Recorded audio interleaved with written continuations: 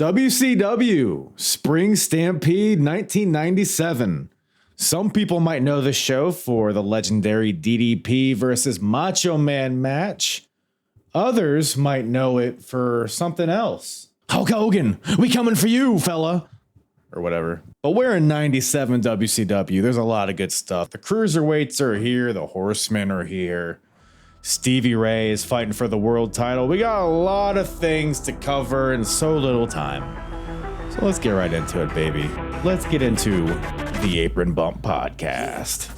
And the hardest, talk around and disregard it. Strip you off the ground, show you what heart is. Standing strong and proud, nothing can knock this. Let's get it started. What is up, everybody? Howdy, howdy, howdy. Welcome to the Apron Bump podcast. I, of course, am your host, the hardest part of the ring. How are we doing, everybody? Hope everybody had a lovely, lovely holiday season, whatever it is you celebrate. And hope everyone's having a lovely new year. New year, new us. Come on. Come on now. It's been forever since I dropped an episode. It was like a year ago.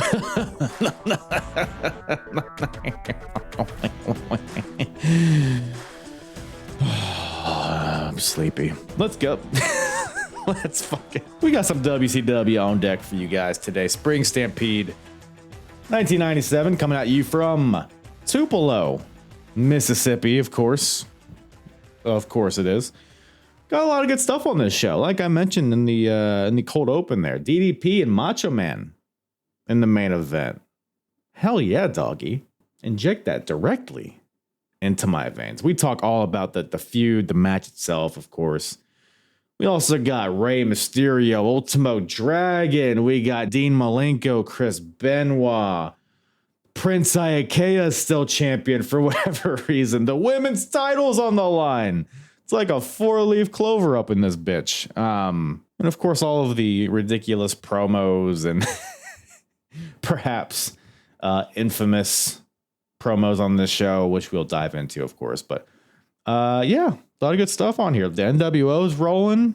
Let's get into it, baby. But first, before we get into the actual episode, let me give a big old juicy shout out to my guests, Snead and Chad from the Turnbuckle Tavern podcast, joining me on this show. Check out the Turnbuckle Tavern podcast wherever you listen to podcasts, as well as YouTube, Twitch, all that stuff. All their information will be in the description below. Really entertaining group of guys that cover a lot of the current products. They do debates. Gets pretty fun. I've had the pleasure of being a guest on their show a few times. That's always a hoot. So go check that out. If nothing else, go check out those shows. Dip your toes in the water. It's a good old time. Love the Turnbuckle Tavern. Go check them out. Follow them on all the social medias. Follow me as well at Apron Bump on X, Instagram. I'm still trying to use Blue Sky. I keep forgetting, but Blue Sky is not in my it's not in my zeitgeist yet. But you can find me on TikTok, YouTube, all that stuff. And what else? Hey, if you like this type of episode, maybe you're just listening for the first time. Maybe you like WCW. Maybe you like this era of wrestling in general. Well, I have good news for you, hypothetical listener. I cover it all, baby. I started from WrestleMania 10, and I've covered every single WWF, WCW, and ECW show from that point on up to where we're at now, spring of 97, all chronologically. Most of this stuff I'm watching for the first time, so you get a first, like a fresh eyes on these shows, a raw reaction, and it's a good old time. I've had a lot of great guests from various podcasts and whatnot to join me on this endeavor. So go to apronbump.com. You can go to the episodes tab, and you can select Wrestling Wars in the 90s, and that'll bring you to all of those episodes that I have covered chronologically, or you can go into the link in the description to take you there. Speaking of Wrestling Wars of the 90s, make sure you stay tuned to the end of the episode, where the hardest promotion of 1997 battle continues, where we pit these three companies against each other. We look at the best, the worst, who's doing good, who's not doing so good, pay-per-view quality, in-ring, out-of-ring. We look at all the criteria. There's points associated to everything. And we're doing it at this point in time in 97. So we're doing it after every episode. We look at it and we see where we're at as of, what is this, March, April of 97, whatever it is. We'll get into it. So stay tuned to the end of the episode. Whichever company has the most points at the end of the year will receive a purchase of a championship belt from yours truly. As you can see by the Intercontinental title behind me, WWF was the hardest in 96. Who will be the hardest in 97? Well, I think I said it 3 times already, but stay tuned to the end of the episode. Wow, I had a cigar for the first time in a while, like 2 days ago, and my mouth just feels sticky. Do I sound sticky? Do I look sticky? Well, I hope so. Anyways, I think I've lollygagged enough. Let's get to the episode, shall we? WCW Spring Stampede, 1997, with myself and Snead and Chad from the Turnbuckle Tavern podcast. Glad you guys could hop on here, talk some WCW. Oh yeah, absolutely, man. Here it's y'all's, because Snead, you watched WCW as a kid, right? Oh, yeah, that was kind of, that's all we got here. Yeah, Chad was just mentioning that WWE never really went to West Virginia. We never, if we got a house show, it was in a town that was probably 45 minutes to an hour away. And when I was a kid, my parents just really weren't going to drive that. So I was lucky to get them to drive to 10 minutes down the road to see it. Yeah. Right. They didn't want to drive hours to go see Duke the Dumpster Drosy and Flash Funk. Is what you're telling me? Yeah, I don't think, the Abe Knuckleball Schwartzes of the world, we weren't going to get to see him. So right. I mean, and we were getting WCW really catered to our area because even our local strip mall, they were having 1992 Flying Brian was doing an autograph signing there. So when we were 6, 7, 8 years old, you were meeting all of those guys in the early 90s before Nitro even kicked off. So it was kind of bred into the area. If you were a wrestling fan, the grocery stores carried the WCW magazine. So it was everything was catered to WCW around here. And we had what it was called the Fox 11 Kids Expo. And every year we'd have WCW wrestlers would come and sign autographs. So I met Harlem Heat their rookie year there. Wow. When they were still Kane and Cole. Kane and Cole, yeah. But who else? There was Public Enemy was there. Johnny B. Bad was there. Ooh. Z-Man. I met him at a Go-Mart gas station. Here. I mean, that just feels right for whatever reason. I feel like Z-Man belongs there. It was when he was with Johnny Gunn. It was Z-Man and Johnny Gunn. They were doing, and I remember that's the first day I ever knew what a compact disc was, because the radio station that sponsored it was giving away stuff, and my mom won a Joey Lawrence CD. I'll never forget that. Joey. So this might be our generation gap. Who is Joey Lawrence? Can you inform? Joey Lawrence, wasn't he on a sitcom called Blossom? Snead? He had his catchphrase was "Whoa." Man, you're really selling me on Blossoms. Let me tell you, I'm about to go fire up my VHS. Blossom, if you're a fan, if you watch Big Bang Theory, it was Mayim Bialik who was on Big Bang Theory as Sheldon's girlfriend. So, yeah, and Joey Lawrence was one of those dudes that showed up on those Teen Beat magazines that little girls bought that had all the young hip teenage actors. He was one of those dorks. Well, speaking of sitcoms, there was a little tidbit in this show that the commentary mentioned that I had never heard of. Apparently, Rey Mysterio may have dated Jennifer Aniston for a second. I didn't know about that either. I've heard that, I recently heard that, and then when it popped up on commentary, I was like, holy shit, I don't remember that at the time I was watching it, but that has kind of became an urban legend where I guess they were at some sort of red carpet thing, and she said something nice about Ray, and that's I would never have guessed Jennifer Aniston would have dated Rey Mysterio.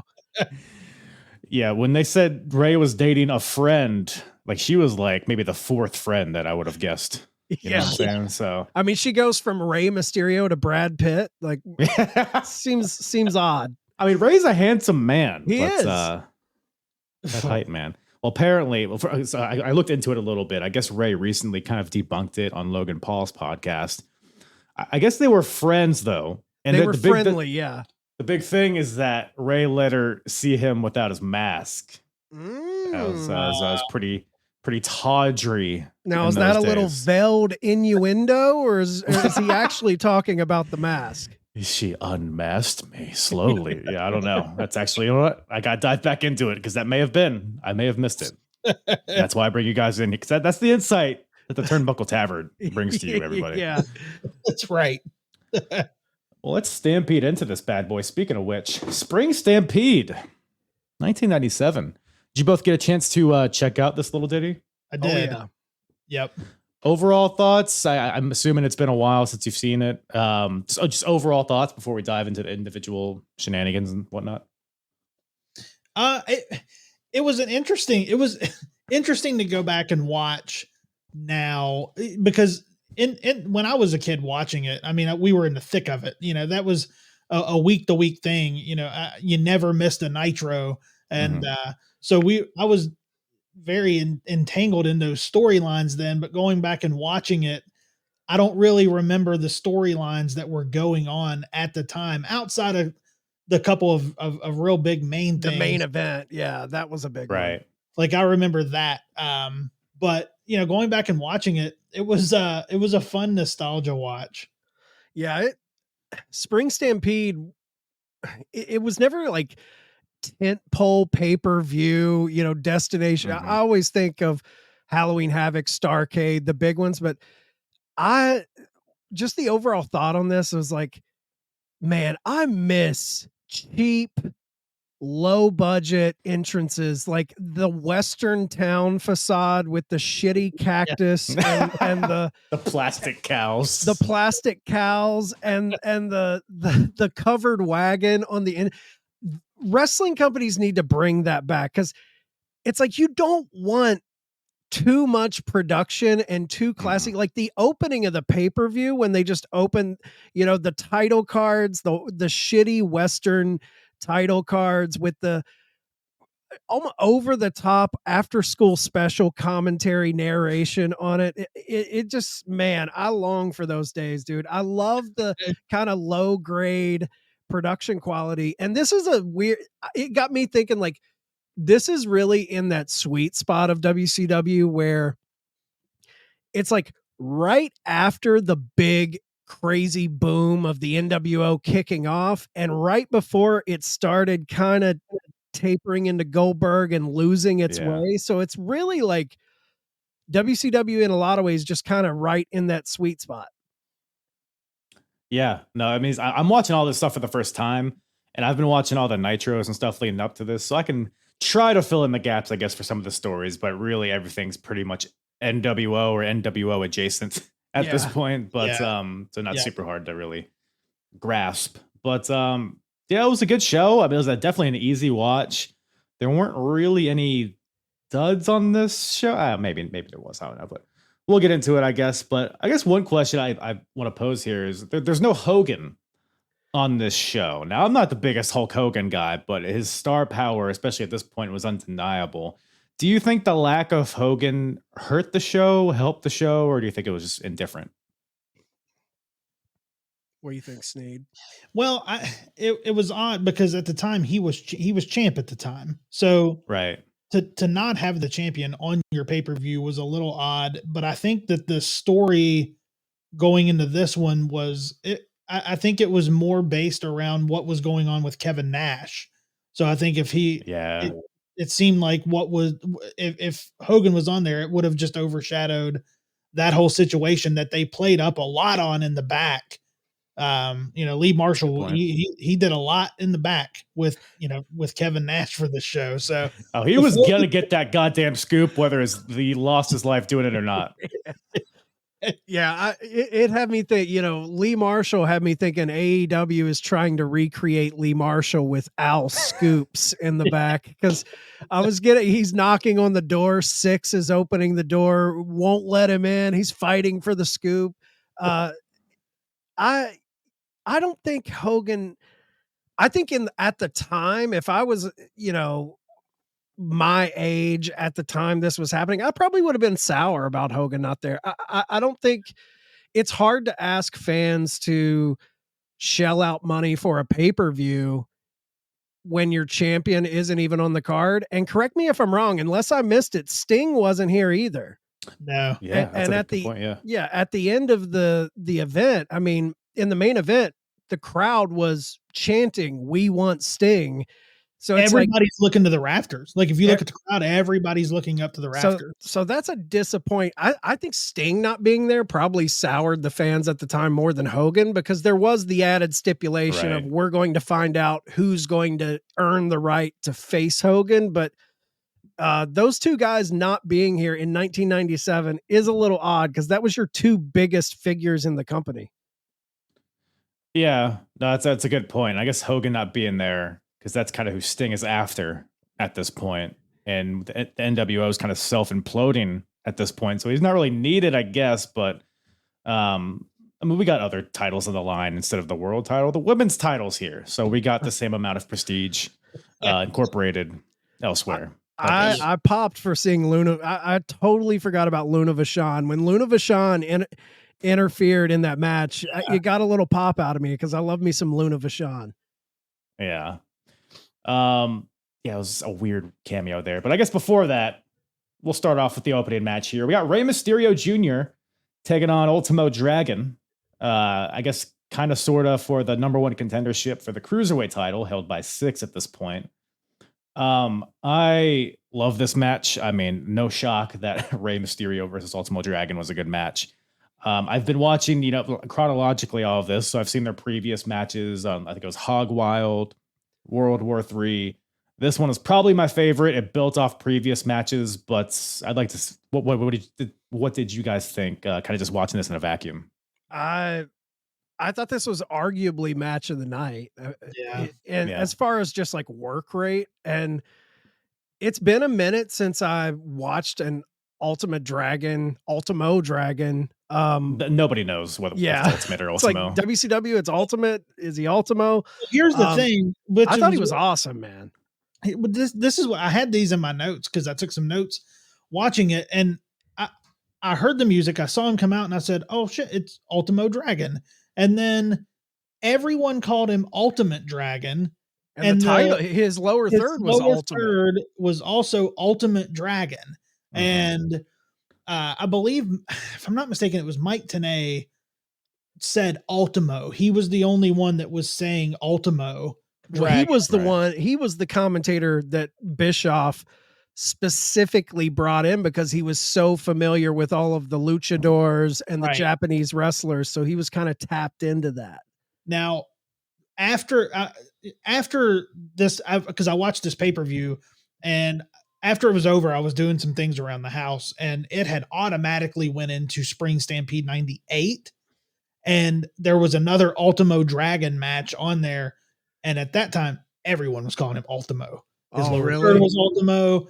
Everybody on commentary, and that was just a note. I was like, was he just not that fresh in the was he too fresh in the company at that point? That he's been there for a while at this point. That's what I looked at. That's what I looked it up, and I was like, that's not the case. So I don't know what was going on. I think at the time, I got to be honest, like as a kid, when I'm watching this match, I didn't get the severity of who Ultimate Dragon is, but now his name kind of lives in lore of being like a perennial top guy in that kind of cruiserweight scene. And man, this match was so good. There's two little things that I loved, just little sidebar things. But when Rey goes for a suicide dive in this match, and he does the thing where he whips his legs around, and he cracks the camera guy. The 619, the 619. He's a little too close. And there is a Dusty Rhodes, which Dusty Rhodes was on commentary during this event, which is awesome. Yes. And he has a line during this where he says Ray's got to put him away and get to the pay window. That's like old school carny shit. Yeah. Get the pay window. Get to the pay window. I love it. Yeah, Dusty Rhodes. Good. Well, that's something that even like I think Mance Warner uses that a lot. That's what I was going to say. Right. Yep. In his promos these days, Mance Warner is always talking about getting to the pay window. That was a big JBL thing too on commentary. Yeah. Yeah. No, it was Dusty Rhodes commentating a luchador match. It just feels like it shouldn't be on the same planet, much less in the same match. But right. That we're so lucky to watch an event where you've got Bobby the Brain Heenan and Dusty Rhodes and them chiming back and forth and taking little shots at what each other's saying throughout the night was the highlight of the night. Was just Dusty and the Brain. They're always fantastic. I mean, there's just it's a whirlwind with those two, but thank God Mike Tenay's there to try to tie this all together. Yeah. But yeah, this match is, I mean, because previous matches, you know, these guys have clearly scouted each other. Like all of the dives were getting countered by Ultimo Dragon. A lot of this match is Dragon kind of just, you know, controlling Rey with sleeper holds, like really relentless, like sleepers. Like anything Rey did, he would just lock him into a sleeper, which allowed Ultimo to hit these like brutal, like that running Liger bomb he did from one corner to like almost the opposite turnbuckle. It scared me. I thought he was going to smash his head on the bottom turnbuckle, but that was brutal. Like a leaping tombstone after it. All these kicks are just sickening. Like some of these kicks to the back of Rey are just nasty.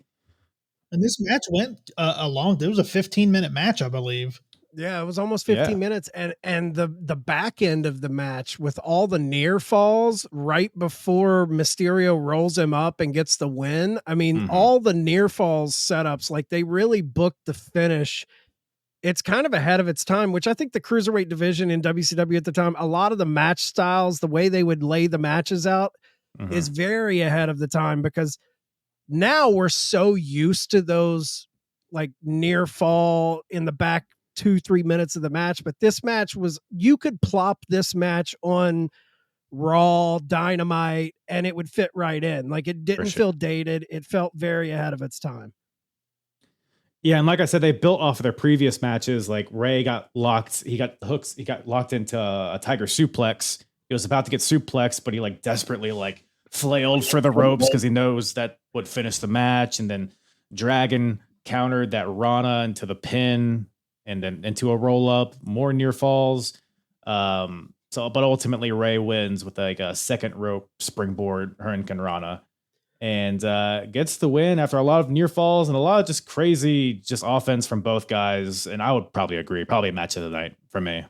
Yeah, it's between this one and the TV title match for me, just as far, because I love Regal. I love Regal's matches. So okay, I respect it. Also, we neglected to mention the little interlude within that opening match from Lee Marshall, which we kind of touched on in the beginning. I got Lee Marshall. He had an urgent update on Kevin Nash, because it was going to be Kevin Nash and Scott Hall defending the tag team titles against the Steiner brothers.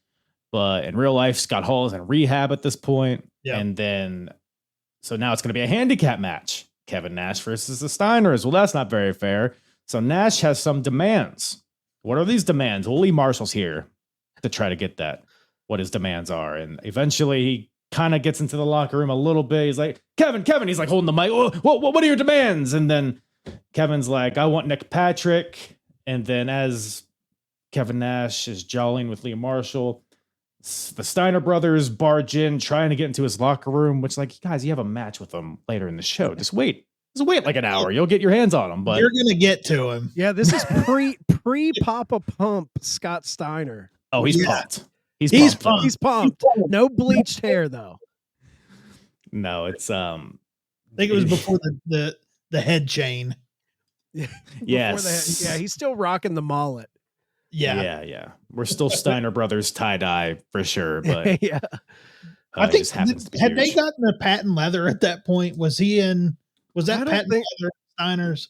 Maybe. I don't know.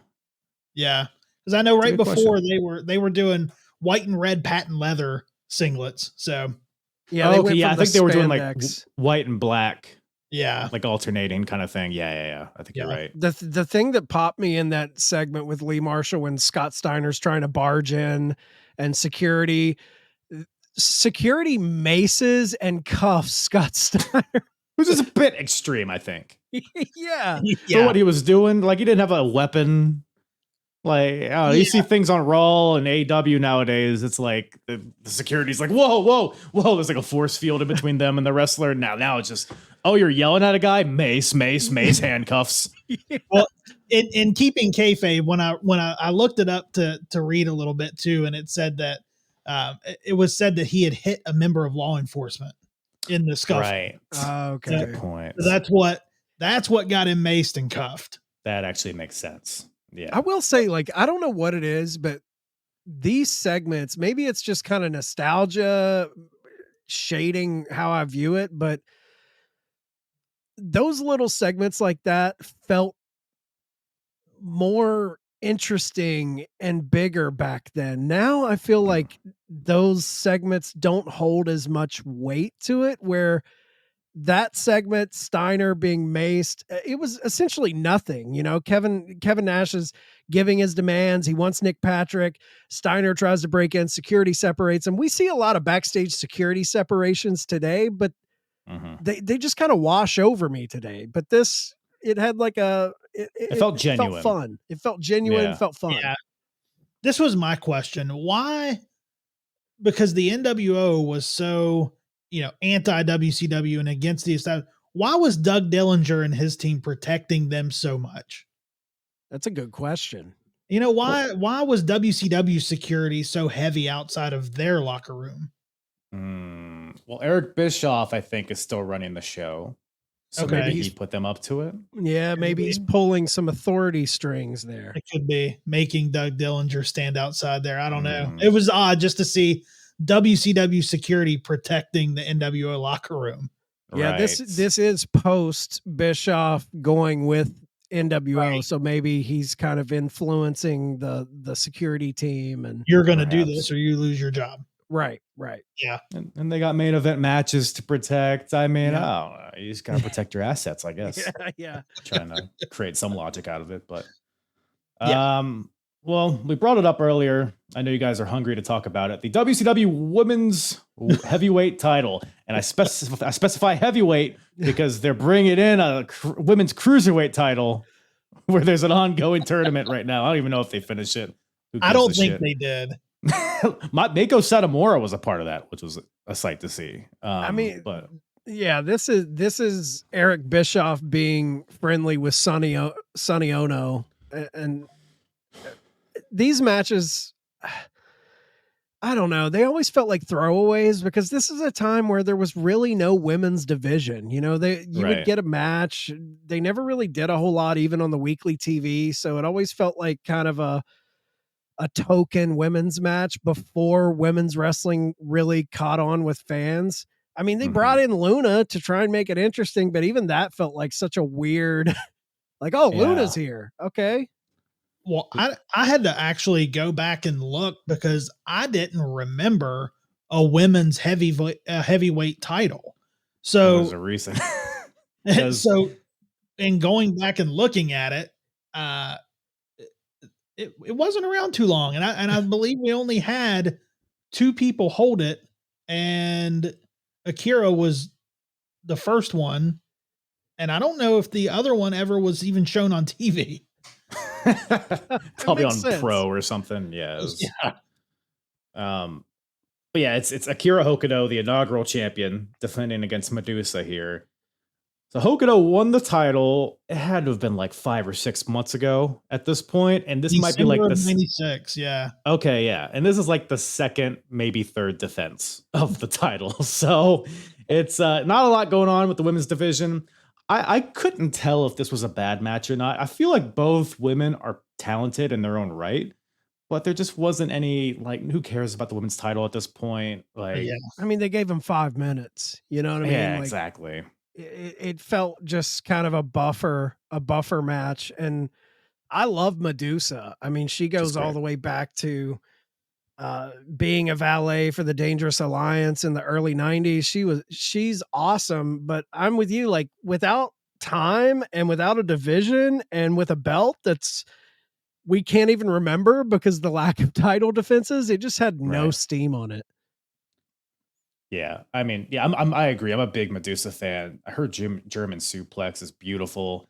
I mean, her series of matches with Bull Nakano, even in WWF, are great. Like, I mean, just phenomenal stuff. And not a lot to this match, like you mentioned. It was pretty short. Medusa hits a power bomb on Hokuto, seemingly has the win in her hands. But then Luna Vachon runs in, who, by the way, doesn't really show her face at all. It's just, I don't know if she didn't know where the hard cam was or what the deal was. Yeah, there was no planning there with the camera crew, for sure. It could have been anybody.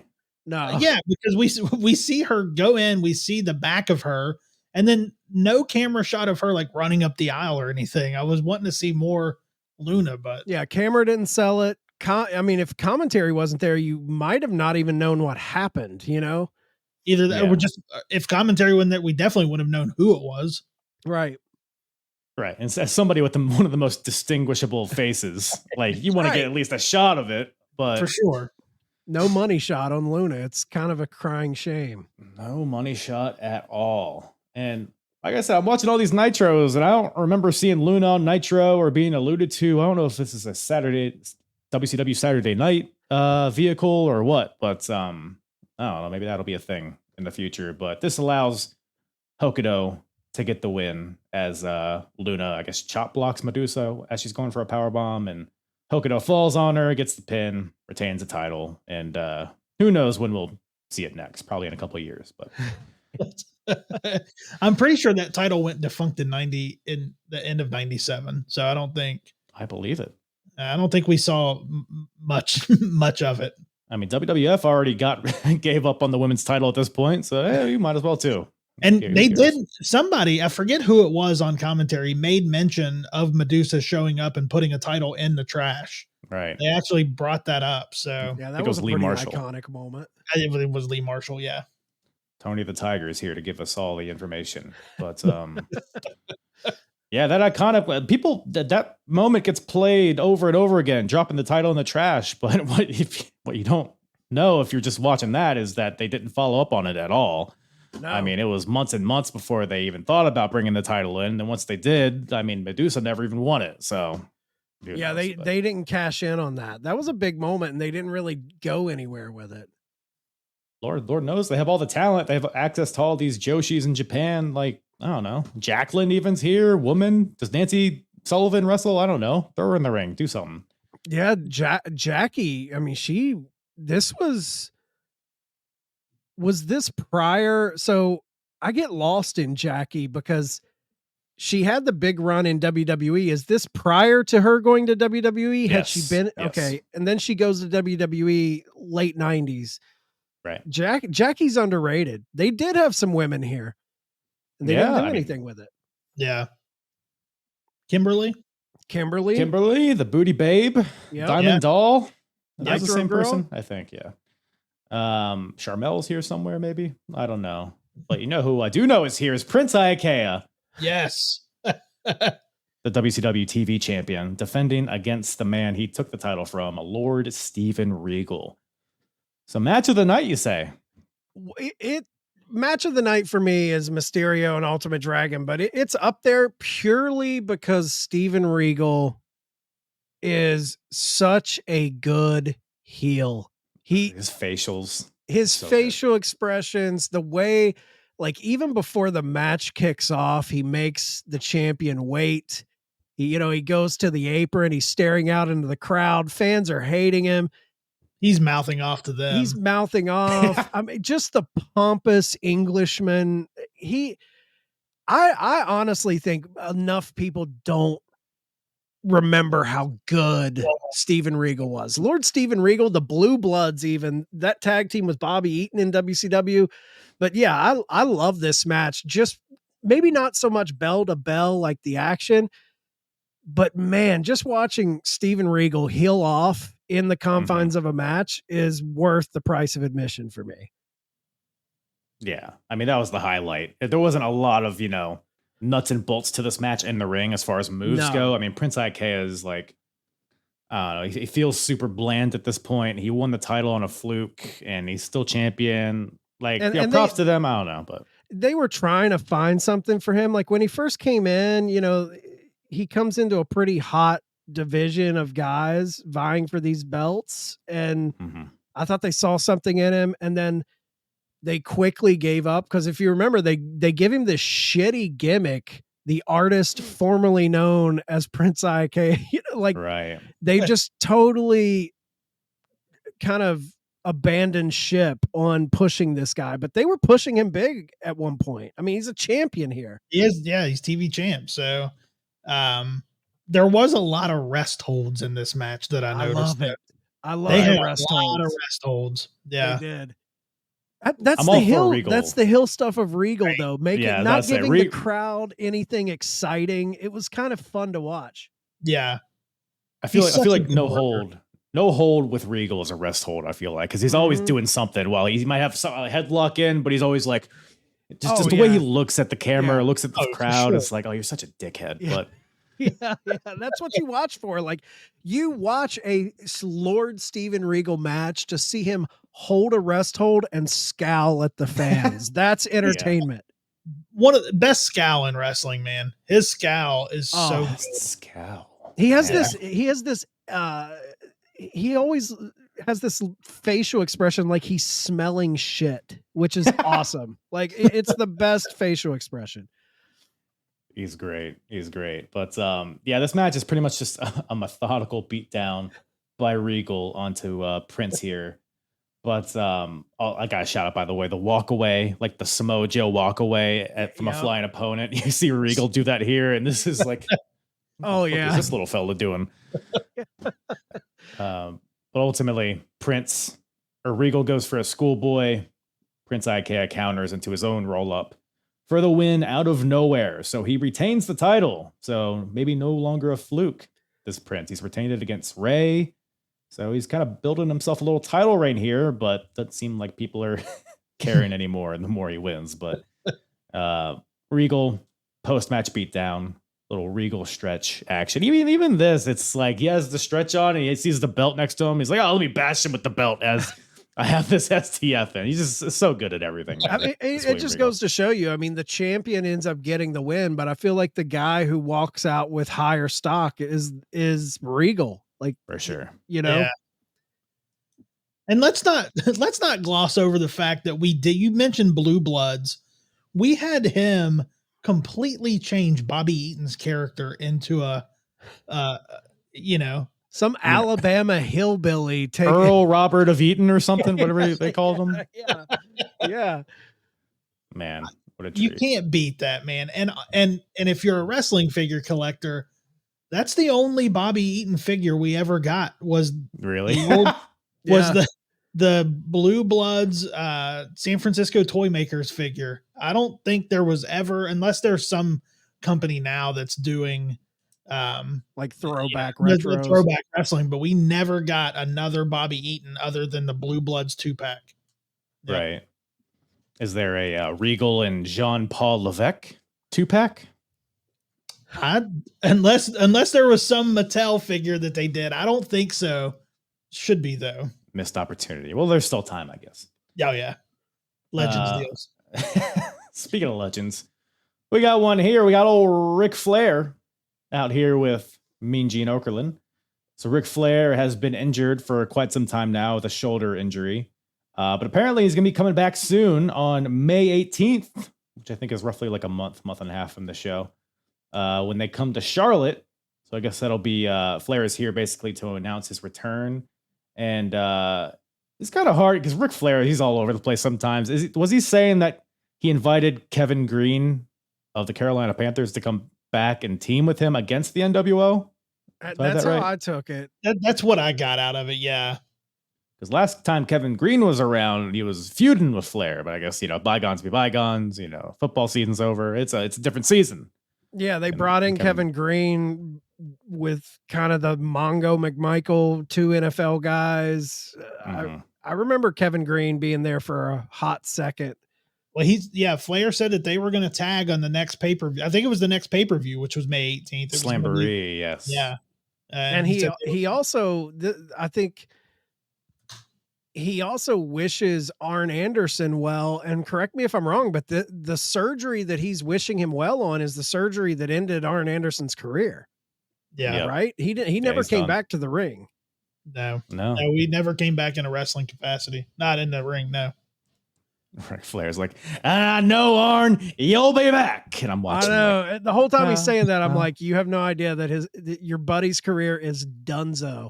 Yeah, he's not coming back though.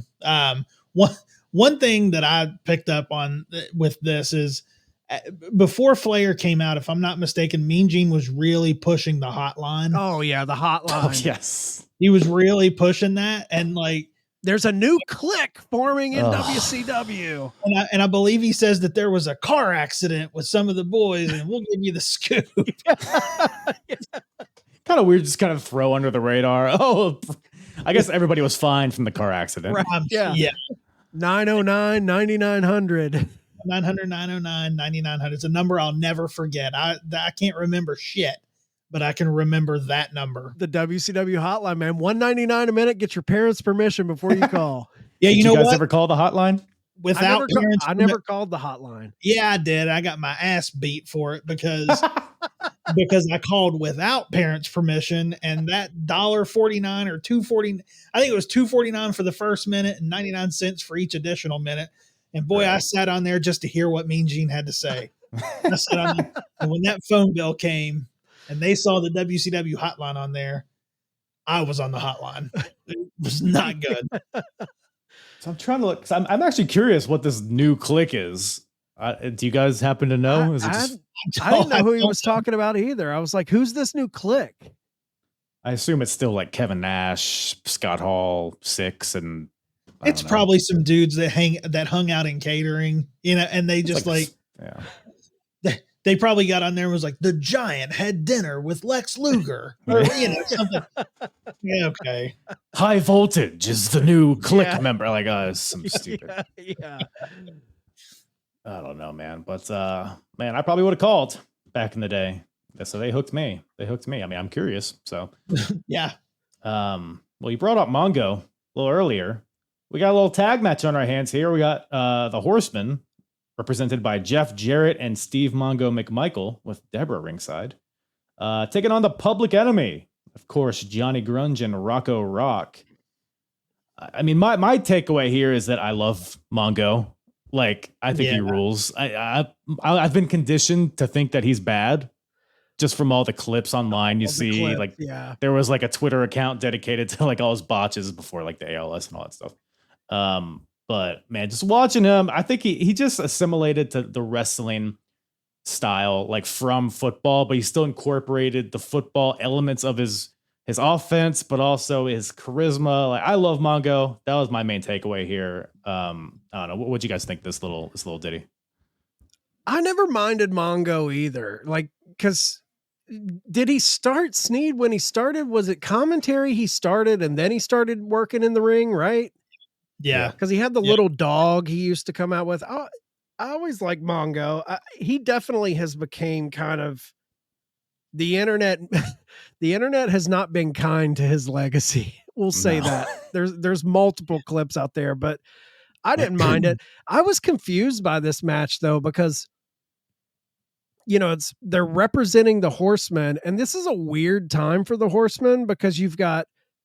I was wondering, like, okay, who's in the Horsemen at this point? Is this the era of Arn, Flair, Dean Malenko, and Benoit? But then they have Mongo there, and they have Jarrett. Like, has Dean not joined? Like, I was kind of confused. Dean has not joined yet. I assume that's kind of what they alluded to in the U.S. title match. But right now it's Flair, Arn, Jarrett, Mongo, and Benoit. So technically it's 5 Horsemen, but also Flair and Arn are out. And Benoit's doing stuff with Kevin Sullivan. He's like on his own path. So they're like splintered and kind of not at full force right now. But also it's like 5 of them. So I don't know. It is a weird time. Yeah, I remember it being a weird time for the Horsemen with all these people, because to me, the Horsemen of the late 90s, like when it felt like, okay, finally we have a solidified 4. It's when Malenko and Benoit were both in there. That's when it felt like solid to me. Yeah. If you look at the poster for the event, has Benoit, Flair, Arn, and McMichael on it. And it says, these men solemnly swear to kick, fight, punch, stomp, and flatten anybody who gets in their way. So then you got Jeff Jarrett with Mongo, and he's not on the poster. It's just a little confusing there. Yeah. So that's kind of like a side story to the Horsemen. Like Jarrett, when Jarrett first came in, he kind of got the blessing from Flair, but he did not get the blessing from like Arn and Benoit and Mongo. So he's tried to like slither his way into the Horsemen, and then he won a match I forget who he fought, but he won some match that got him a membership, I guess, into the Horsemen. But him and Mongo still didn't get along, so they were like hitting each other with this Halliburton to cost each other matches. But now they're fine, I guess. I remember the Halliburton stuff. I kind of remember that. He still has it. That Steve Mongo McMichael that used to be full of cash. I don't know if it still is. Comes into play later in this match, but in the beginning stages of this match, because like I mentioned, Jarrett and Mongo had been at odds. They were kind of working in tandem. They were, Jarrett tripped up one of the Public Enemy guys, and then Mongo followed up with a chop block. So they're working together. They even do a double strut in the middle of the ring. So it's like, oh, the Horsemen are finally a happy family. And then all hell breaks loose. We get double cam action, double cameras. Everybody's fighting all around the arena. They love that tables, some table spots. Oh man, tables, the covered wagon. According to Dusty, somebody went into the covered wagon, and the cow. Somebody got knocked into. I think it was Rocco Rock got knocked into one of those stupid cows. And Dusty, they're back in the ring, and Dusty's like, "I don't mean to interrupt everybody, but there's dead cows behind us." Whatever. So it's just all off the rails here. But Johnny Grunge is going through tables, like you mentioned. It is a fun energy though. Most of the match, and especially towards the end, Mongo and Jarrett didn't let up either. Like no, especially when you consider this match was about as long as the rest hold match with Regal. Right. You know what I mean? Like two totally different matches. I think it was around 10 minutes apiece, and they brought it. They used all the fun toys in the entrance. I thought it was fun. And that damn Halliburton comes back to bite the Horsemen. Jarrett's got a figure 4 and Johnny Grunge. Rocco Rock off the second rope with the Halliburton briefcase to the head of Jeff Jarrett, and Johnny Grunge pinched Jarrett after he's knocked out. So Public Enemy gets the win. And I don't even know what the ramifications are really. Or I guess the Horsemen continue to just be kind of disheveled and not at full force. Kind of at odds, it seems. Yeah, Jeff Jarrett's still kind of trying to prove himself. Man, Public Enemy, what a weird journey for those guys. They were so over in ECW, then they come to WCW for a cup of coffee, then they try to go to WWE, and the Acolytes whip their ass out of the company. They come back to WCW. It's just like these guys, they had a weird run in the late 90s. I loved them in ECW. Oh, they were great. They were one of those teams that showed up at the Fox 11 Kids Expo to sign autographs. I still have an 8x10 signed by them. Rest in peace to both. They're both gone. That's crazy. How did they smell? Do you remember? I can't remember. They look like they stink. Yeah, they definitely look like they stink. I don't remember, but they probably did. I remember Glacier, I think, was supposed to be there that year too, and he no-showed. So. Damn. That's pretty cold of him. Guys? Need a rim shot. Glacier. He's Glacier. Nice. But boy howdy.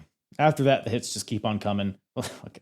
We got a little segment next with Mean Gene Okerlund and the Harlem Heat. Oh. More hotline shilling. New click in WCW. Who is it? Call the hotline. So we're building up to this 4-way later in the show, but really, I mean, it's the meme. It's the Hulk Hogan. We're coming to you. We're coming for you. Yep, brother. That was the point to finish it off, but I guess not. They dubbed over it with "sucka," Yeah. which I was very upset about. Yeah. You can still see the reaction, which is the gold. Booker immediately realized it, and then but still trying to act tough, still trying to flex his tricep. Is this the iconic moment where he? Oh yeah. Yes. Oh, I didn't pick up on that. Shit. They dubbed over it pretty well. Like it was pretty seamless. So this is the one we see memed all over the place on X and okay. Sherry tries to console him a little bit, keeps the smile on her face. He's just like, oh. I think at some point in the promo, Booker calls them knuckleheads, which I think he's trying to that's what I said, right? You didn't hear what I said before. Knuckleheads. Man, Sister Sherry, though, I love Sensational Sherry, Sister Sherry, whatever you want to call her. She's like an unsung kind of.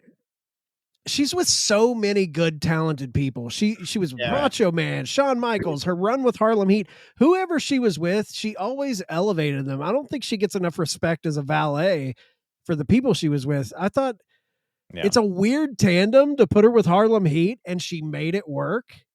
I like it. It's like a juxtaposition that works. It's so different that it works. It's like the glue that holds them together kind of thing. Yeah, I totally agree. Sherry's, man, ever since that was Halloween Havoc 94 where she climbs the cage and jumps off for a double axe handle. Ever since I saw that, I'm like, okay, she rules. And this is it's crazy how many big iconic moments she was in. I mean, she's in that big time Mania moment when she jumps Macho King at the time, which brings back Elizabeth, who runs down the aisle and there's that reunion. I mean, that's Sensational Sherry there. And now she's with Harlem Heat 3, 4, 5 years later. She's just a very large figure in the wrestling world. That she sang the original Shawn Michaels solo song. Yep. It was her vocals. Is she not the voice in the updated Shawn Michaels song? I don't think so. I think they went away. I don't think from so her. either. Yeah. Who is it? Do we know? I don't know. Is it Shawn himself? It could be. Nah, Shawn Michaels, his voice, he couldn't do that. He's too gravelly. He's got a little. Yeah, it could have been him. It could have been him singing it, and Jim Johnston could have just messed with, put the equalizer on it. He is a magician. The vocals, yeah. That's a really good point. But boy, howdy, we got the United States title on the line in this next match. This was Dean awesome. Malenko, champion, defending against Chris Benoit. I totally agree. I mean, you talk snug, technical, snappy, stiff. I mean, these are the two epitomes of that. And lots of bells and whistles towards the end. But before that, I mean, it was good shit. What'd you guys think about this one? Yeah, I mean, ended in a no contest. So, I mean, the finish, it is what it is. But anytime you get to see these two guys working in a ring, this to me was, everybody always goes to Hogan and, NWO during this time. But these are the guys that really made WCW special, because you weren't getting stuff like this on WWE. I mean, you had Bret Hart, who would break out really good matches, but Dean Malenko and Chris Benoit, they killed it, dude. Yeah. Killed it.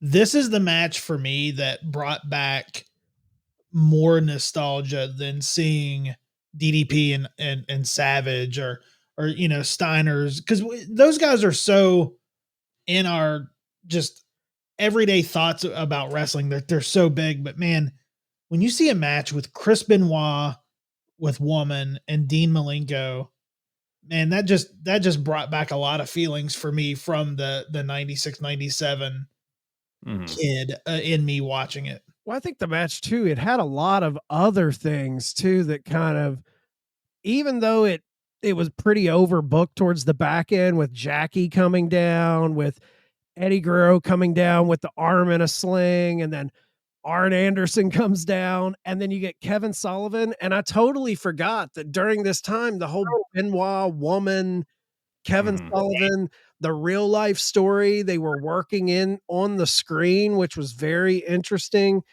And I mean, I want to say Benoit and Malenko also had a match around this time.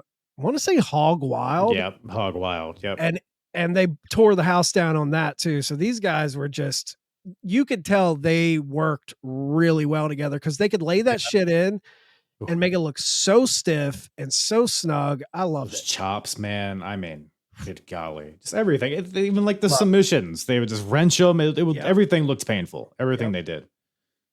But like you mentioned, it breaks down. So just in the background, like you mentioned, Benoit and Sullivan are still feuding, which therefore Woman and Jacqueline are feuding alongside that. And on the other side, you got Dean Malenko and Eddie Guerrero have been at odds. They had a match at the last pay-per-view. I believe that Dean beat Eddie for the title. Dean and Eddie have been like going at each other like, we've been friends, we've been up and down the roads together, but you've changed. Each guy's being like, you changed, you've turned for the worse, you're a cheater, you're a liar, whatever the hell. So they got those stories in the background, which all come to a head at the end of this match. Benoit, Malenko, they're fighting it out in the ring. Jacqueline randomly comes out, stomps to the ring, just starts beating the shit out of Nancy. They go at it, which is also really stiff and believable stuff. They're going at it. Benoit, he hits a headbutt while this is going on, so he doesn't seem to care much. And then Jimmy Hart comes out for whatever reason. I forgot about Jimmy Hart. Yeah, that was the part for me. I was like, what's his play here? So he is in the Dungeon of Doom, which also Kevin Sullivan is a part of it. And so Jimmy Hart comes out, takes the U.S. title, steals it. Then Eddie Guerrero comes out in a sling. Guess he's injured. Jimmy Hart takes the belt. He puts it over Eddie's shoulder. And then Jimmy Hart, there's so much going on here. Arn Anderson comes out here. He attacks Dean Malenko. Kevin Sullivan comes out. He attacks Benoit. And then Eddie is then dragged out by Jimmy Hart and Sullivan with the U.S. title around his shoulder. I guess to like, I don't know, set a trap. Like, oh, Eddie stole the title, Dean. What are you going to do about it? Kind of. That's what I got out of it. I don't know if that's the situation, but Randy Anderson calls for the bell right after the kendo stick attack. Kevin Sullivan. Yep. By the way, as all this shit is happening on the outside, like Dean Malenko, or I think it's Benoit, hits a suplex on the Dean off the apron to the concrete floor. It was just like, that shit was gnarly. Brutal. Like, it was Benoit. I think it was Dean hit it on Benoit, and Benoit went flying on the outside. That was crazy. That dude looked like he was a 16th of an inch away from a paralyzation in that one. That was a wild suplex. I'm still hung up on Cal saying that Jimmy Hart and Kevin Sullivan were still in the Dungeon of Doom. The fact that the Dungeon of Doom are still a faction in April of 97. I had totally thought that gimmick died right after NWO came, because if you remember, Dungeon of Doom pre-NWO, that was like Hogan's big feud was with this Doomsday Cage. Yeah. Wow. I'm totally removed from this time period. So I did not realize that the Dungeon of Doom was still a thing in April of 97. And it's Conan's in there. You got who else? Hugh Morris, the Faces of Fear. Yeah. I love Faces of Fear. Faces of Fear. They're holding it down for the underrated BOD. tag team. So good. So fun. But so ultimately, DQ finish.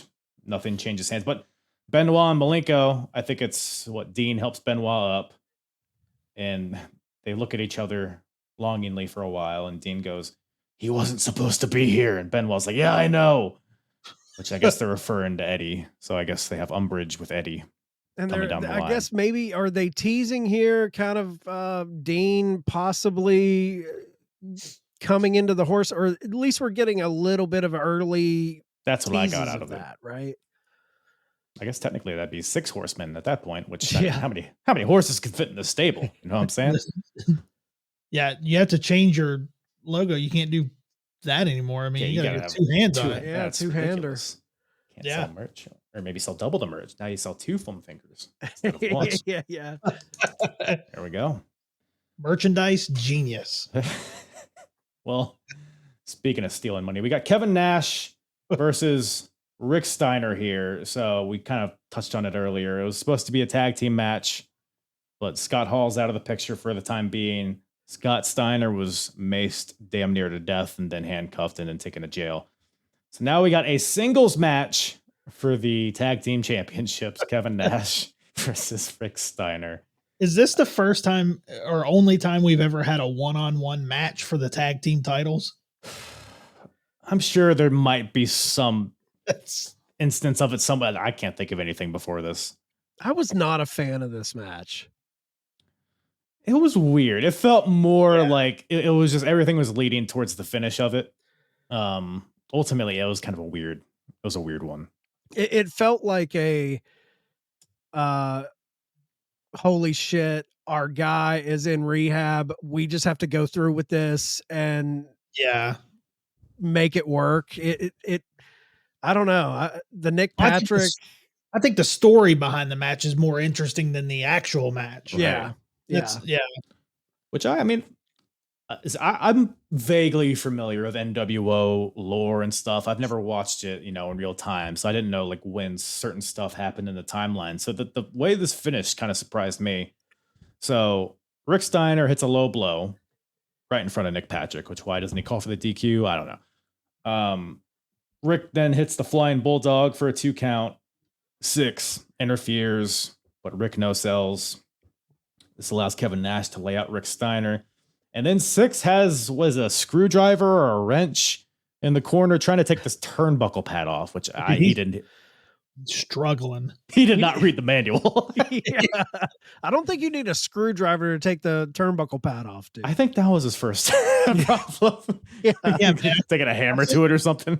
I think just pull it, right? I think it's got a string, dude. Untie it and pop it off. That's it. Well, nowadays it's like a cliche thing to do, but I guess back then it wasn't really, you didn't see it a lot. So maybe nobody knew how it was put together, but he's had to put together rings in his day. I don't know. Yeah.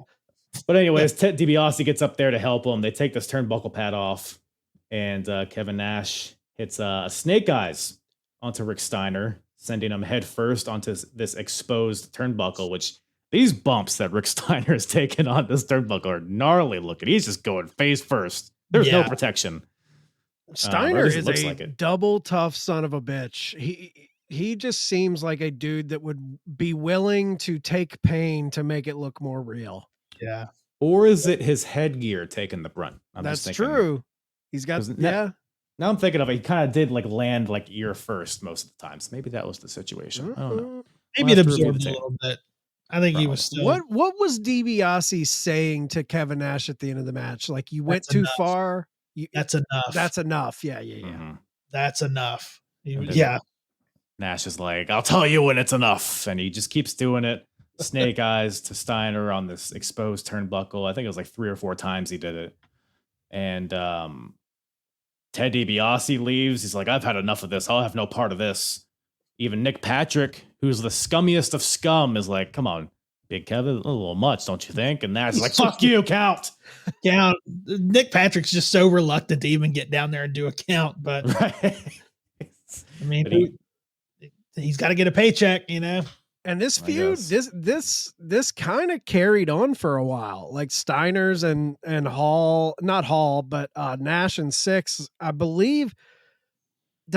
I remember that this leads into, I think they do Wolfpack rules, and where 6 can sit in for Hall. As Freebird rules. Yeah, it was called Wolfpack rules, where I believe 6 starts tagging with Nash to defend the titles. And I think they lose those titles to the Steiners at some point in 97. Possibly. Maybe Halloween Havoc. It was somewhere around like the fall. I think they lose it. Right. Because I was thinking that it feels early. Like I said, I'm not too familiar on the timeline. Is this Wolfpack? Are we about at Wolfpack? Because this feels early. Well, I think that at this point, I think they're kind of referring to themselves as Wolfpack, but the Wolfpack isn't there yet. Like, I think when they start doing Wolfpack rules, that's even before NWO Wolfpack, I think. But that's like the teaser of the Wolfpack to come, because Wolfpack's 98, right, Snead? Yeah, Wolfpack's 98. Maybe that was the new clique that Mean Gene was talking about in the back. Yeah, maybe that's the true. new clique was Wolfpack. I like that, man. Tying it all together. But yeah, Kevin, I guess, whatever, retains the tag team titles by himself. And but more importantly, the NWO is crumbling. Kevin Nash, nobody's with him. He's gone rogue. So we'll see what comes of that. But I guess Six is still with DiBiase's him. gone. DiBiase's out. Is he out? I don't think he's out, but he's getting fed up. Yeah. There's not a price for that kind of tomfoolery. That's what you're saying, true. right? Right. Too much. Well, we're back to Mean Gene backstage with Lex Luger and the Giant, who are they have been teaming together, but technically they'll be against each other in a 4-way later in the show. Is it the next match? Yes, it is. Yeah. I don't know. I didn't have a lot to say about this. I thought it was a pretty good promo from Lex and Giant here, which two guys that aren't necessarily known for their talking, but I thought it was pretty. I thought the Giant floated in this promo. I thought he did great. Yeah. I was kind of confused here because I couldn't recall, like, Giant was one of the first people to join the New World Order. I had no idea that I couldn't remember what made him leave so soon. Right, Snead? Like, wasn't he one of the first 4 or 5, 6 guys to join the New World Order? And now he's tagging with one of the guys that's fighting against. I was almost like taken back by it. Yeah, I don't remember. I can't. It was very short lived because I'm trying to remember. I think he like lost a match. I think it might have been. No, it wasn't World War III. It was like some 8-man tag or something where he lost, and then Hogan's like, "You dropped the ball," and then Giant's like, "Fuck you! You also lost the other time," and then Hogan's like, "Ah!" and then they kick him out. Okay, so I'm looking at it here. It says he was thrown out of the NWO on December 30th. So of 96. Of 96. So that would have been I think NWO was July at Bash at the Beach. So that would have been pretty short lived, and then he starts kind of tagging up with Lex. Right. I didn't mind the promo though. I think not to bring back Mongo and how Kyle was talking about how Mongo gets heat from modern day fans on the internet. I think Lex Luger gets heat from modern day people on the internet, that he was a shitty promo, that he wasn't good in the ring. I think Lex is underrated, to be quite honest. I agree. I think he's very underrated. Yeah, he was great. I mean, I think, he was really good on his promo. Yeah, I mean, he's such a cool look. He's not the most technical guy. He's not going to be doing this wide array of moves in the ring, but his energy that he brings, the crowd loves him. He's so wet. Great promo, a great finisher, the torture rack. I mean, come on. Oh man, just this little gesture. I mean, it'll set a crowd ablaze, and super wet. He's the wettest. He was WCW's Ultimate Warrior as far as body type. Nobody looked like him, and I think he's better as far as in-ring total package. For lack of a better word, I think he's better than the Ultimate Warrior. I think the Ultimate Warrior had the crazy over the top promos that everybody remembers and loves, but as far as bell to bell, I prefer Lex. It's not even close, in my opinion, between those two. Not even close. I mean, Warrior had the ridiculous bot, the just roided to the gills. I go pro through his veins. I mean, it's just. But he was also wet. So that's also. He's always wet. They're super wet. Super wet. I think Lex is there later on in Luger's career, which is probably towards the end of his wrestling career, he had a promo, and you can look it up, that he did on an indie promotion that is absolutely hilarious. He can't get his shirt off. I know what you're talking about. The shirt's too tight, and he just loses it. It is at the end of the promo, they don't cut it, and the guy that's filming it, you can hear him laughing at the end of it. The shit is hilarious. Super Saturday. I don't even know who it's called. I don't know. That's it. I don't know. That's it. His shirts are too tight, too Billy. That is so good. I'm pissed now. He just runs off. He's Your shirts are too tight. His eyes are wild in that promo. Ooh. What a time. What a time for old Lex. So good. Let's talk more about Lex here. We got a four-way match for the number one contendership for the WCW World Heavyweight title. We got Booker T versus Stevie Ray versus Lex Luger versus the Giant. So, like, multi-man matches at this point, I feel like they hadn't really figured them out yet. Like, we're still tagging in and out, which is like, why are we tagging in and out? Yeah. It's Harlem Heat why versus... would you tag out if the winner gets the title shot? I would just never tag out. Right. Yeah. We also don't want to lose. Maybe you need a breather. Maybe you need a break. I don't know. There's a lot of strategy involved, I guess. But yeah, it's still a silly concept. The beginning, it's framed like a tag match in the beginning. Like Giant and Luger are tossing Harlem Heat around. Harlem Heat are getting a little hot at each other. They're shoving each other. Then Harlem Heat the combination of tags to get both Lex and Giant in the ring facing each other. They grapple a little bit, but then they tag the Harlem Heat guys. So now Harlem Heat has to fight each other. Crowd goes apeshit for this, by the way, because we hadn't seen this at this point, I don't think. They do a little chain wrestling, but I think it was all like a ruse because they like fist bump eventually and then they tag out. After that, not a ton to the match itself until the finish. I don't know what you guys think of this thing. It was a little too clusterfucky for me. The gimmick of the match, the four corners tag match, it was cool seeing the guys get the spots in, but I wasn't big on it.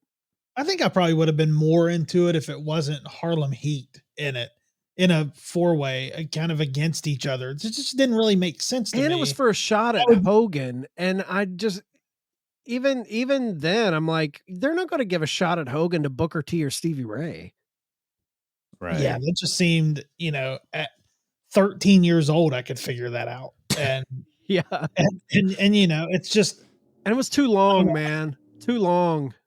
The match felt long.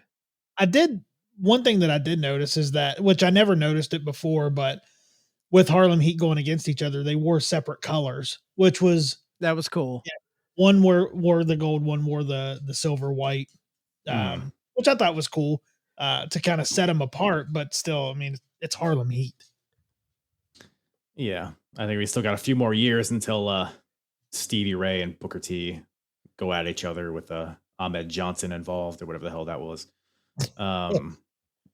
Fighting for the T. Wasn't like Sweet Tea versus Booker T or some stupid shit. I don't know.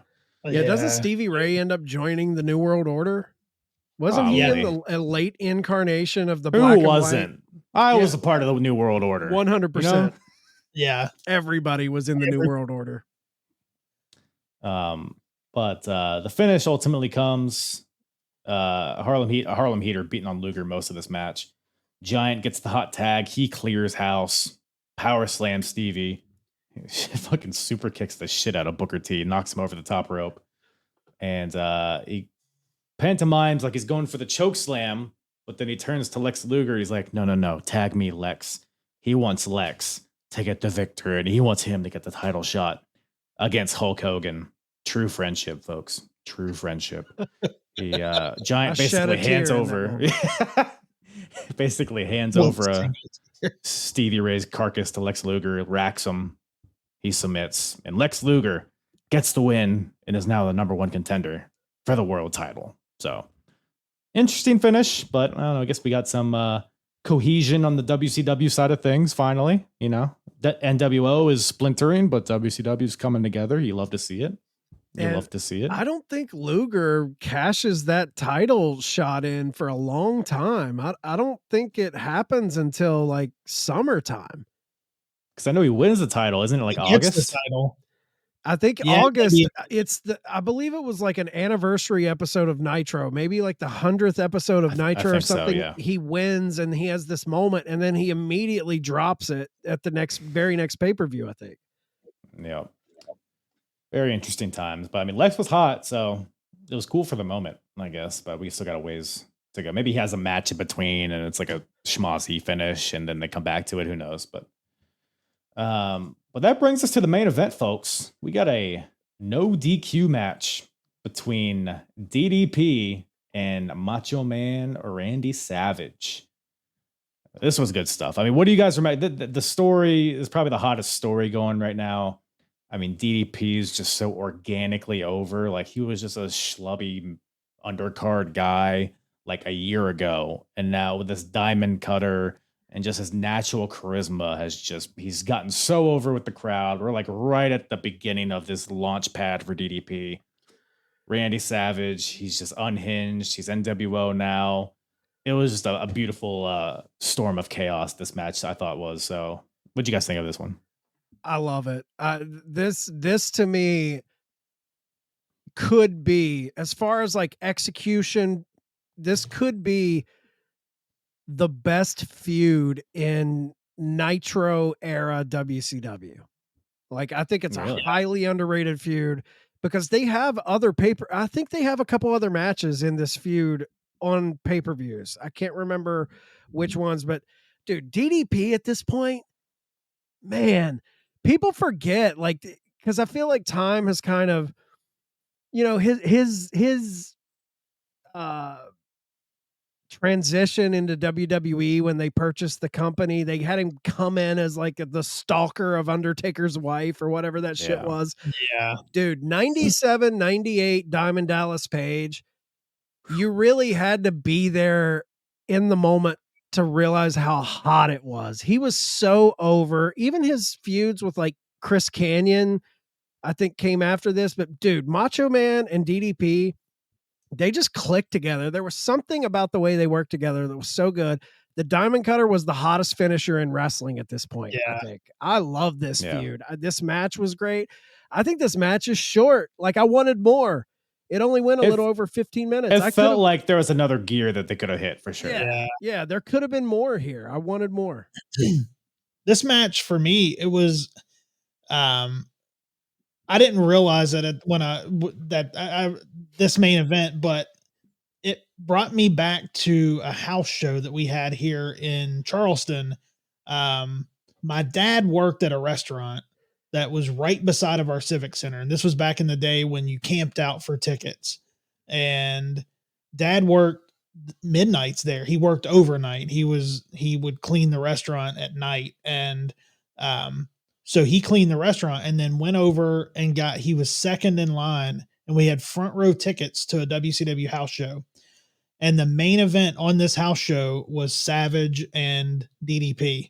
So they were working together for matches like this, kind of getting that chemistry on the house shows, kind of working it out. And I have photos somewhere of them, and I have an up close shot of probably 2 feet in front of me, DDP carrying Macho Man.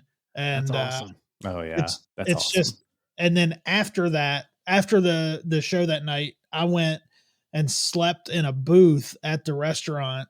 And I remember my dad coming to wake me up. He said, hurry, come look. And there was a restaurant across the street from this restaurant that the wrestlers would go to called Joey's.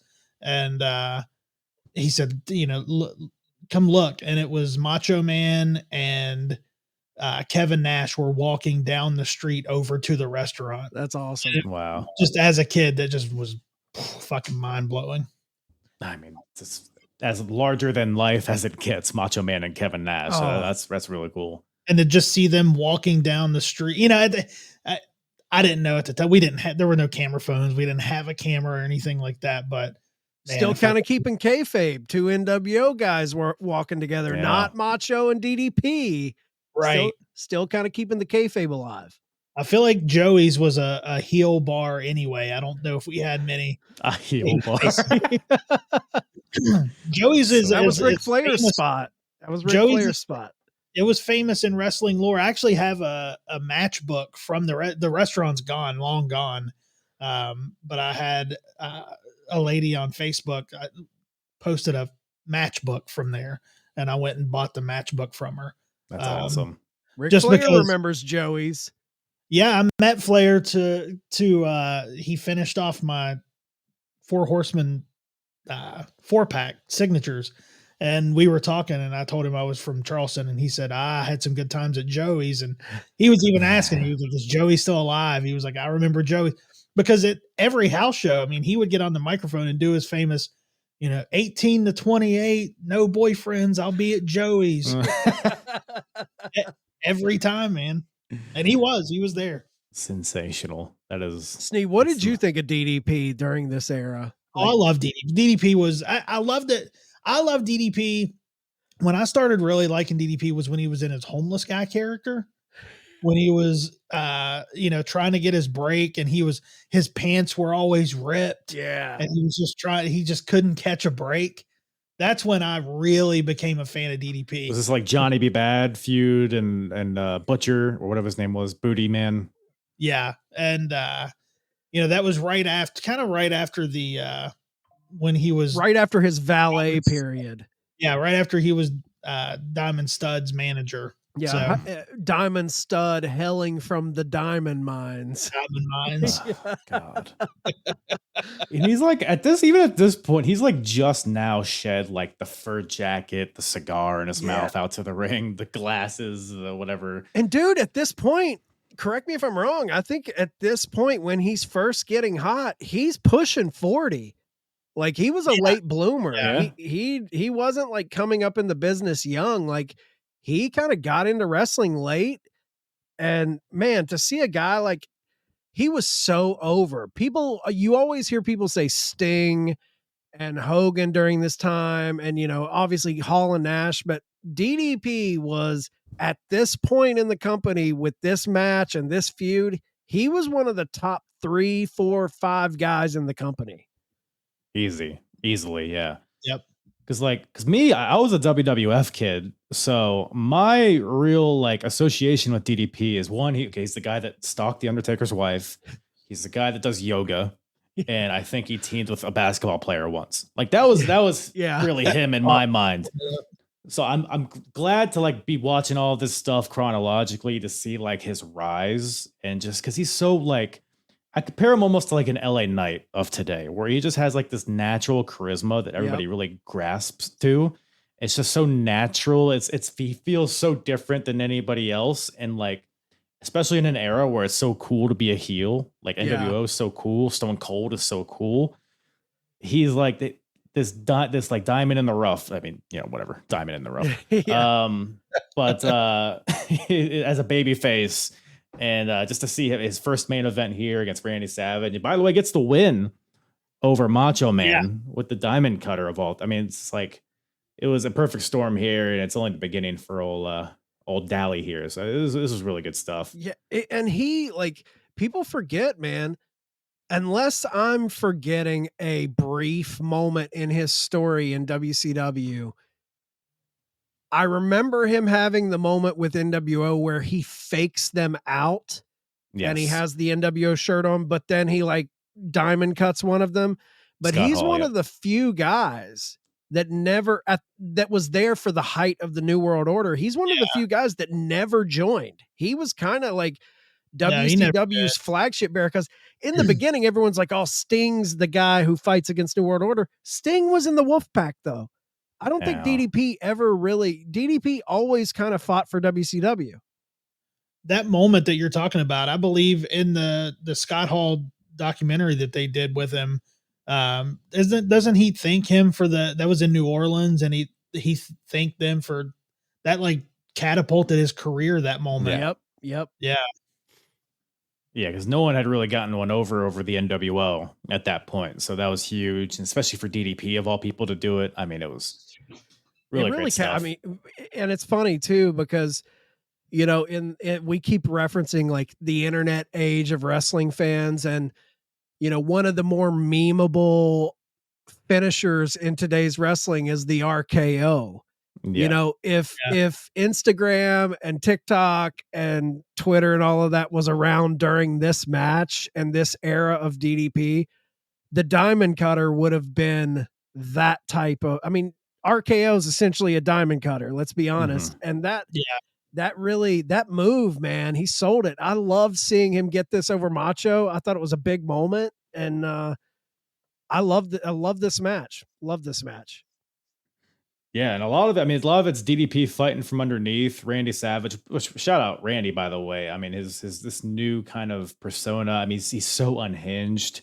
Like his him he always has, like, walking the to the crazy ring, hair, but just him walking to the ring, all and black. Came out of the locker room. He's like, he almost just sounds crazy because he's talking free Slim Jims for it's free Slim Jims, and it's just like he's just kind of talking to himself. Elizabeth's next to him, but he's just talking to himself on the way to the ring. And let's be honest, this is a guy who Macho was the most colorful character. So to see him decked out in his gear, but blacked out, it was this is one of the more underrated moments of Macho Man, is this 97, 98 Macho Man. He's underrated. What did we call him, Snead? I think it was like goth, Macho goth, or this is like the goth era of Macho Man. Yeah. One of my favorite DDP facts and I'm sure everybody knows this, but it's one of my favorite facts, is that he drove the rhythm and blues car at WrestleMania. Oh yeah. Oh, I forgot about that. Yeah. He drove the rhythm and blues Cadillac. I mean, that's awesome. Man, really starting from the bottom, this old DDP guy. And, but it just goes to show you, man, like this guy, like he worked his way up to be a superstar in this company. And this match, DDP Macho, it doesn't get much bigger than that. And pretty beloved, like I think he talks about how Macho really wanted to help him get over, because Macho respected how hard he worked. And I think this whole feud with Macho, it was like Macho was wanting to help this guy reach the next level. And this match and the consequential feud of it before and after, I think really put him on the map. And then obviously all the DDPY, Scott Hall, Jake Roberts, all the people that he helped. Right. I mean, he's just a good dude in the wrestling business, I think. Unless you're Undertaker's wife, which is a pretty bad guy. Stalk you and kidnap you. Yeah. bad guy. But just don't do that. There's a lot of like crowd brawling in this match. You got trash cans and cords and chairs getting used. A lot of it's Macho Man just kind of kicking the shit out of DDP here. Multiple chair. I love that he'll like take a chair, he'll like throw the timekeeper out of the way, grab that chair, hit DDP once, and then go and take a different chair by bullying somebody else out of their chair. He's such a dickhead here, but I love it. I think he even looks like clocks Dave Penzer at some point. Starts stomping him. I love it. DDP tries to fight back. He throws the chair at Macho and punches it, but Macho gets control back. These body slams he's throwing out just look vicious. And then he teases the old Ricky Steamboat spot with the bell. But then Kim, DDP's wife, takes the bell. But Macho's like, I'm already up here. Might as well throw an elbow. And he goes for the elbow drop. DDP gets the feet up to stop it. And then at some point, Macho... he goes for the diamond cutter, but it's countered into a low blow from Macho. And Macho, now that he has DDP down, he gives one of the stiffest pile drivers I've ever seen to the referee for no reason. Great. Just it's no DQ, I guess. Takes his belt off, whips the ref with it. Then he hits the elbow on DDP, but lo and behold, there's no ref. You stupid idiot. But he's crazy, I guess. Then Nick Patrick comes out, the referee of the NWO. So surely he's going to help Macho Man out here. Kevin Nash is even there. I guess he brought Nick Patrick out. Get this creepy shot of Kevin Nash smiling at him. And Nick Patrick gets in the ring. Macho Man's up. He sees Nick Patrick. Okay, let's go again. And then Diamond Cutter out of nowhere. Slow cover. Nick Patrick's conflicted, but he eventually counts the 3. DDP gets the win. Kevin Nash is pissed. It's like, why are you counting for him? And I don't know. Nick Patrick's still pissed about earlier, I guess. This brings out Eric Bischoff and the rest of the NWO, minus Hogan. So what? Vincent, Scott Norton, fucking IRS is here. This is where we get those "We want Sting" chants, but there's no Sting to be had.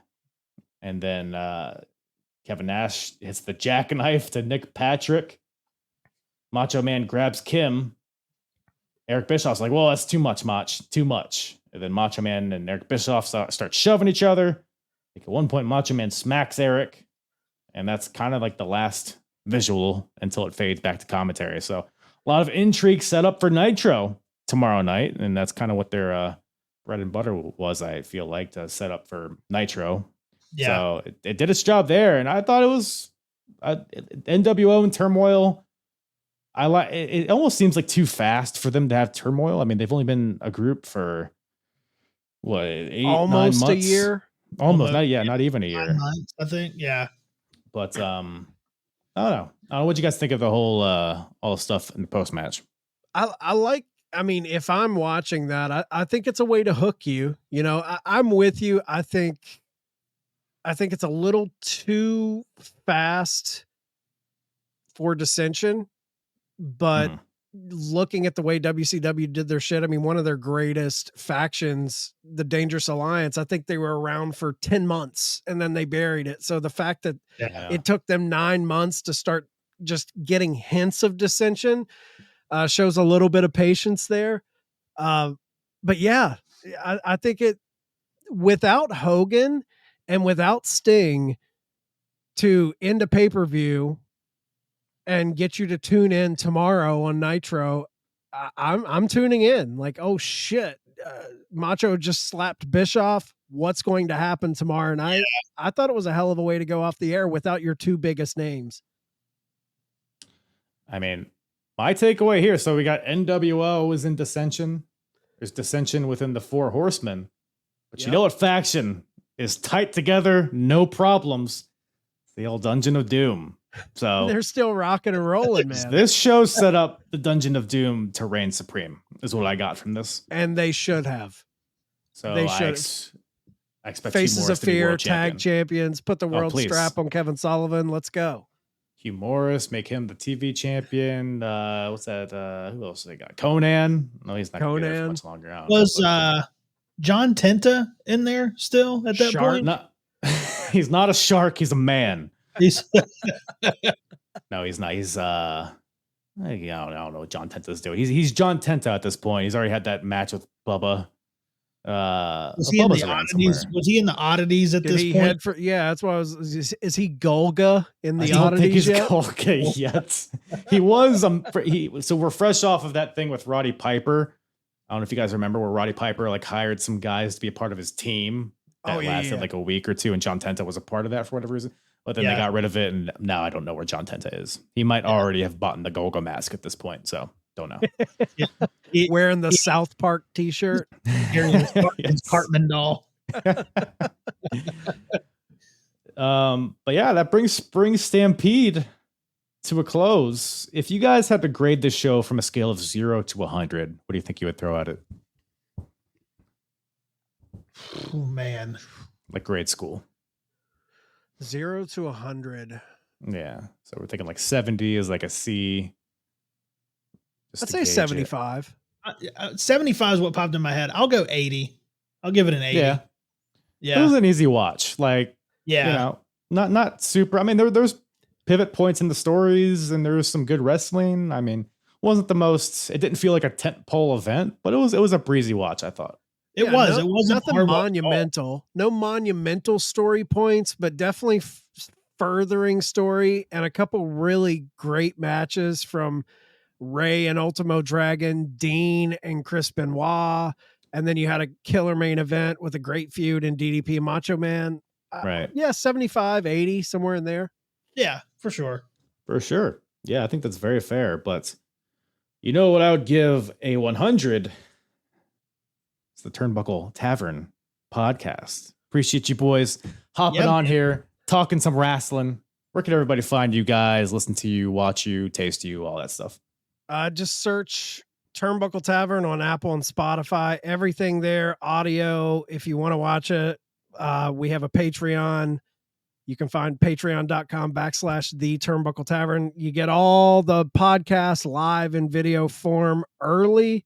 There's tons of shows. We have our flagship show which is just covering AEW. We got our debate show that Kyle has been on several times. And we got a WWE show over there, Raw Down, Wrestling Tonight, which is just basic wrestling news covering everything. So we have a little bit of everything over at the Turnbuckle Tavern, and you can find us on Instagram at Turnbuckle Tavern. Everything there. There's a link there, so it takes you to everything. But yeah, check us out. Hell yeah, I would I can't really do any more than what Chad just said, but one thing I do want to highlight with our Patreon is we have a very fun Facebook group, which is a lot of fun, and there's a lot of fun talk in there, man, and it's a good time. And with one of the perks is, and if you get in the Facebook group, you can ask a question for the debate. We'll answer it on the debate. So a lot of fun. Hell yeah. Join us, check us out. And we appreciate you having us on, man. It's always fun to come on, and you're one of our favorites to have on the debate. So yeah, it's fun to finally come on and kind of scratch your back, since you've scratched our back on the debate several times. And I always apron bump when your clips pop up. They crack me up. There's some really, and I think the next time we have a debate and you're on, Kyle, I saw your clip about Chris Jericho not being a... Oh boy. I got a lot of pushback on that. I love it. I love that you took that stance, and maybe we can have a future debate about that. I love that you took that stance, though. It popped me. It was great. Yeah, maybe a little exaggeratory on my part, but it seems like that's what gets the people talking. Dude, you gotta go out on a limb sometimes and make a statement. I loved it because you don't hear that a lot. It's very easy to say, "Oh, he's such a David Bowie revolutionary with his gimmicks," and the fact that you made that claim, I loved it. I was like, "That's a debate topic for the future." Yeah. Oh man, that might end this relationship, but we'll do it. We'll do it next time. Once again, I thank you to Chad and Snead from the Turnbuckle Tavern podcast for joining me on this episode. It was a great time with those boys. Would love to have them on again sometime in the future. Was a hoot. Go follow the Turnbuckle Tavern podcast. Take a listen. Give a subscribe ski. Do all those things that podcasts love when you do to them. Do those to me at the same time. But maintain eye contact when you do it. Anyways, hey, Bartholomew, I think you need to hit that jingle, you piece of shit. WCW, ECW, WWF, who's the hardest promotion? Eric or Vince or Paulie? I think we can agree, though. Hack Myers is the shit. Alrighty then. The hardest promotion battle of 1997 continues. WWF, WCW, ECW. Which company's the hardest? Well, that's why you're here, isn't it? As of right now, as of this point in time in the year, before we get to Spring Stampede and how that's changed everything, let me just give you an update on the scores. ECW is in the lead with 35 points. WCW in second with 19. WWF pulling up the rear with 4 points. We'll get into all these points and what will cause the changes. But first things first, we got to grade this show because that will play a major part in these points. As of right now, ECW has the highest average grade in their shows. But let's see if that changes with Spring Stampede. Spring Stampede was a very good show, I would say. It was a pretty good show. Let's settle down. It was pretty good. So I'm thinking pretty high marks for this. Just to kind of give you a gauge here, we gave Uncensored a 78. Super Brawl was an 81. Really? What happened at Super Brawl? Wasn't that Roddy Piper Hogan? Yeah, it was. Spring Stampede. I have the memory of a goldfish. So let me pull up the card for Uncensored. I remember the finish of the show. That is for certain. I remember the finish. Let me take a look at this card to kind of stir my memory of what we had on this show. We had Eddie and Dean, was good. Psychosis, Ultimo Dragon. Okay, Mortis, Glacier. That's why I got such a high grade. And then, of course, the main event tag team match. I'm thinking Spring Stampede is similar, but is it better or worse? I'm thinking maybe better. It was a fun watch. Like, just the overall pacing of this show, I think, was top tier for WCW. I wouldn't say... I don't know if I'd put it above Super Brawl, though. I'm thinking... I think it actually might be a shade under Uncensored. Just because I think Uncensored had more intriguing storyline developments. Maybe. I could be wrong. It's similar, though. You know, I'm going to throw a 77 at Spring Stampede. I think that feels right. I think that's fair. I don't think it quite reached the peaks of Uncensored. But it was good. It was just a fun watch. I think 77's fair. So now what we do is refresh this. Boom. Wow. Wow. Would you look at that? WCW has overtaken the highest average grade of their pay-per-views with a 72. ECW 71. So we go back to the overall scoreboard here. By the way, if you're watching on YouTube, I'm sharing my screen. You can walk along visually with me. But obviously, if you're listening, I will talk you through it as well. So we look at the overall scoreboard. Best pay-per-views, and in parentheses, highest average score, which as we just mentioned, is now WCW. So WCW overtakes ECW. So they take 15 points away from ECW and bring it on down to Atlanta. Big points swing there, ladies and gentlemen. Big things happening. So now we move on down here. So as we're like in the overall, you know, the all-encompassing section. We'll get more specifics later. Best TV. Which company has the best TV product going on? I keep it vague on purpose because there's each promotion has their take on what TV is, what TV wrestling looks like. As of right now, ECW is kind of in cruise control as far as their TV goes in preparation for Barely Legal. Great promos, but not actually, I shouldn't say that. They have some fun lucha stuff going on ECW TV, so there actually is some good stuff on. But I can't say it's, from a storyline perspective, it's not the most must see. I think WCW has a more must see. Like you'll feel like you'll be missing out if you miss Nitro. Raw still kind of sucks, so I think we'll leave it at WCW so they maintain those 15 points. Best in-ring product. Just talking bell to bell here, folks. Right now we're tracking ECW as the best. I think WCW might take this over as well. No? I mean, the cruiserweight division is still rocking and rolling. You got Benoit. Sorry, I sucked in something. Oh yeah. Dean and Benoit and the whole Horseman. How it intertwines with Eddie. So they're prominently shown. Tag team division is what it is, but does WCW take this? I think they might. Because ECW, like they do ECW in-ring good. Well, I should say. But I don't know if I would. We'll come back to this after Barely Legal. Barely Legal, I think, might give us a better depiction of ECW's in-ring product. I think for now, WCW takes this as well. So WCW will take these 10 points away from ECW.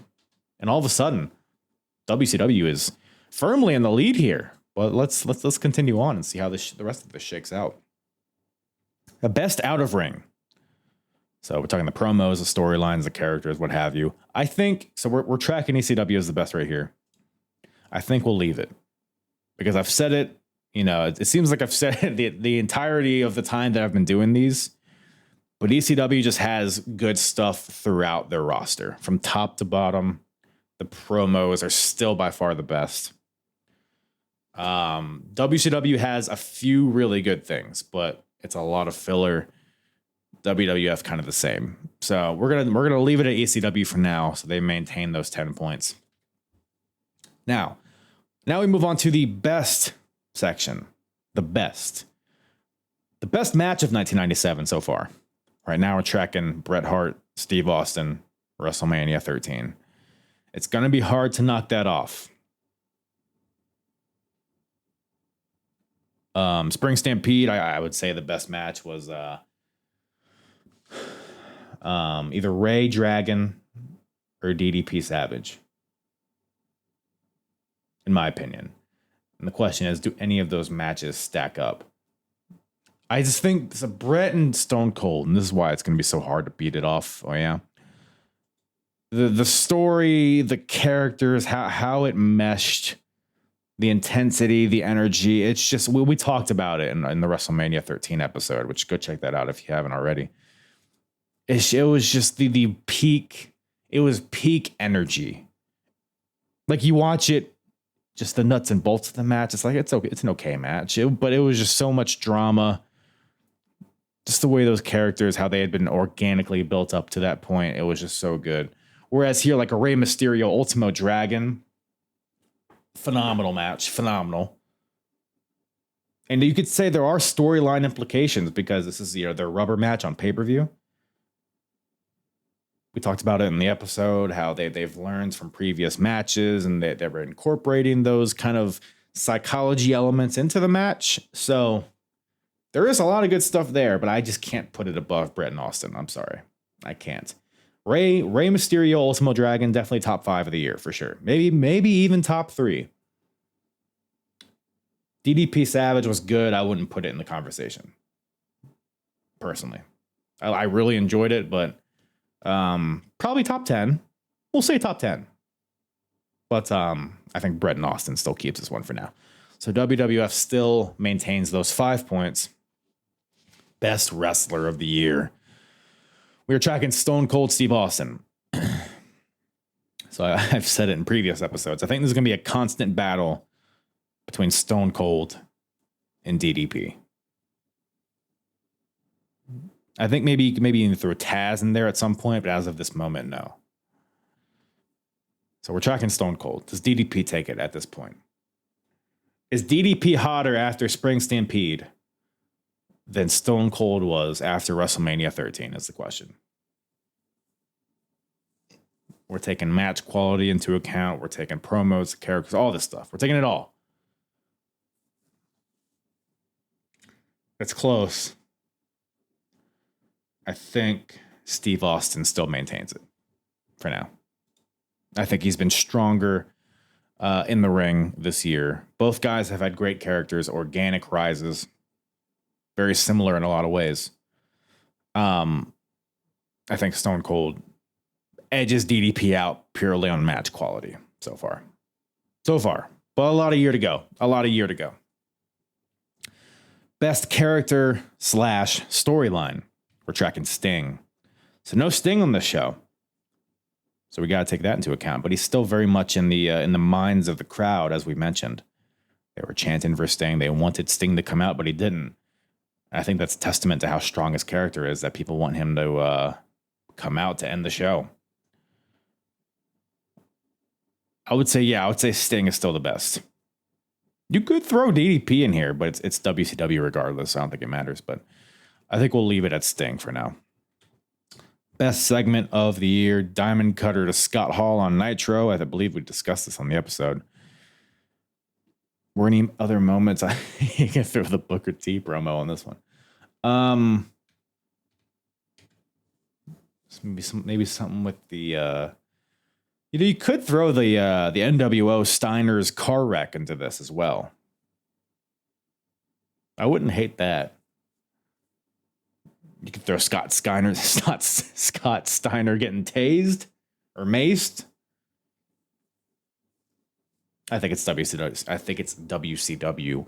Regardless, so we'll just leave it at Diamond Cutter to Scott Hall for now. So no changes there.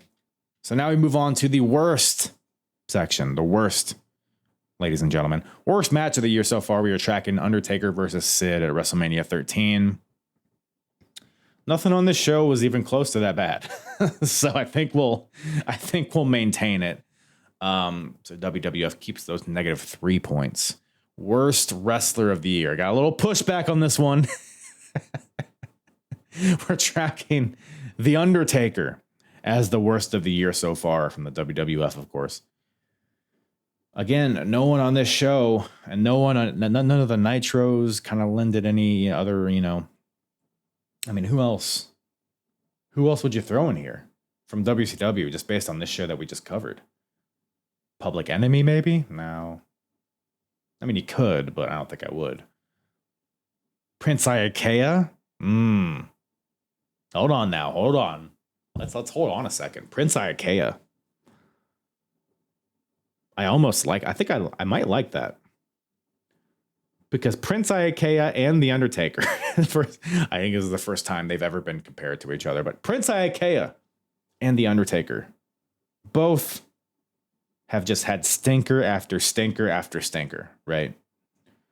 But from a character perspective, I guess neither has been super strong so far. But I think The Undertaker has been a little bit stronger. Do we throw Prince Iaukea? I think Prince Iaukea, I think his wrestling ability isn't bad. He's thrown into a situation where it's impossible to care about him. So I think what this comes down to is Prince Iaukea and his status at this point. To me, I don't think it's particularly his fault. Whereas The Undertaker is just, he's The Undertaker. And he's being shit despite that. So, like, Undertaker has all the tools to be awesome. But he chooses not to be. But I don't know if that's necessarily fair either. He was in the Final Four. No, was he? Was he in the Final Four match? He was, right? Am I wrong? Yeah, he was. Was he? Hold on. I forget. It was Undertaker WWF Final Four.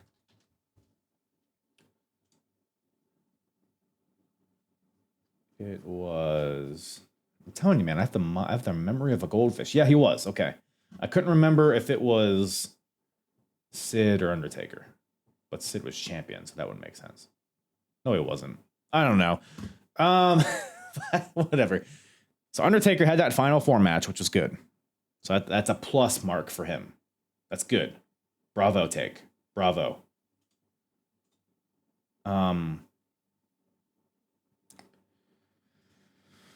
Fuck, I'm throwing at Prince Iaukea. Here's the thing, right? How do you spell this cocksucker's name? Prince Iaukea. That's another reason. You have a stupid name. So that's why you're the worst of the year. Prince Iaukea overtakes worst of the year, so WCW takes those -3 away from WWF. So, yeah. And Undertaker is just, he's not going to be the worst of the year at the end of this year. I try not to take into account hindsight in these. But that's just how it is, man. Prince Iaukea,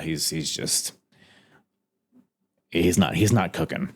He is very lukewarm. I don't even think the burner's on with this Prince Iaukea. So, he had a bad match with Rey Mysterio. You know what I'm saying? So maybe it is his fault, actually, now that I'm thinking about it. All right. Worst character / storyline. We're tracking Nick Patrick and Randy Anderson. Now, Nick Patrick was a very intriguing part of this show. Randy Anderson, I don't know where I think he's just back. So I think maybe we're done with that feud. So while it was kind of bad, it was quick and painless. Now the question is, what else could overtake this? Character / storyline. Let's think this over, everybody. ECW, I don't think they really have any bad characters or storylines. None of any significance, at least. WWF, you could go Nation, but I kind of like the Nation. Ahmed Johnson, no, I like him. Goldust and Triple H, that kind of stinks. But the China element of it is not bad. What else is there? What else is there, everybody? You just throw Prince Ikea in this again. Look, man, we're in 97. There's not a lot of bad stuff. I gotta say, unless I'm forgetting something. By the way, join the Discord. Send me a DM if there's anything I'm missing. I think maybe we'll leave it at Nick Patrick and Randy Anderson for now. But as of this moment, not a lot of bad stuff happening. You could throw the women's division. I don't think it's significant enough, though, to really overtake that. I don't know. We'll leave it as Nick Patrick, Randy Anderson. So WCW maintains those -3 points. Worst segment of the year, Miss NWO. Again, I'm inclined to just gray this out because nothing is ever gonna be worse than that, I don't think. So, yeah. So with that, no changes there. We got our new score, everybody. As of now, WCW is in the lead with 41 points. My God, what a swing. ECW in second with 10. WWF with 7 points. So you could see how quickly these points swing. So while it seems that WCW is firmly in the lead, you never know what can happen. We have Barely Legal coming up. We got a lot of good stuff coming up down the pipe in this timeline. So make sure to keep your eye on this. Stay abreast of the situation because a lot of big stuff happening. But that's about all Daddy has for you guys today. Appreciate you guys tuning in. Love you. Can't wait to see what 2025 has in store for the Apron Bump. We got a lot of good wrestling to talk about. Might do some live stuff this year. I know I've kind of always said it. I want live elements to be a bigger part of the Apron Bump, whether it's streaming old video games, perhaps. I got WCW NWO Revenge on the 64. I got WWF SmackDown 2, and who knows what else I'll get my hands on. So make sure I think maybe TikTok, maybe we'll do like a practice run there, but I'll probably do it on Facebook or not Facebook, what the fuck? YouTube. Do I even still have a Facebook? I think I do. YouTube, Twitch. I'll be live streaming a lot this year. So I promise. Just make sure you're subscribed. Like, review, rate, review, finger in my belly button, do all those things. And with that, I'll love you. I'll leave you. Appreciate you guys. Big ol' smooches. Mwah, mwah. I'm hard. And the hardest, talk around and disregard it. Strip you off the ground, show you what hard is. Standing strong and proud, nothing can I guess. Let's get it started. It's the hardest, talk around and disregard it. Strip you off the ground, show you what hard is. Standing strong and proud, nothing can I guess. Let's get it started.